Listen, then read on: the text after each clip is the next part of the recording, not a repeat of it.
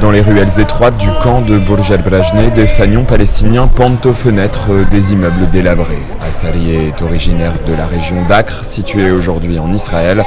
Elle avait 3 ans et demi lorsqu'elle a dû fuir son village. Je ne me rappelle plus du tout, mais je me souviens que quand les Israéliens sont arrivés, les gens ont commencé à fuir en pleine nuit. Mes parents nous font monter sur un chameau avec mon frère, on marchait et derrière nous, on entendait les bombardements.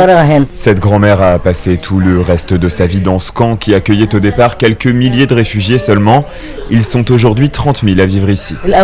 Au début, c'était un bidonville avec des tentes, mais on n'allait pas vivre comme ça pendant 75 ans. On a fini par construire des maisons. C'est devenu une ville, mais on garde quand même l'espoir de rentrer un jour.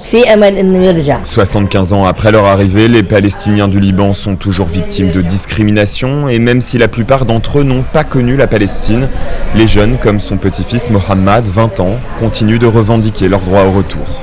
Ici, on n'a pas le droit de travailler. On ne nous traite pas comme des êtres humains. Tout le monde veut rentrer en Palestine. On est prêt à se battre pour elle.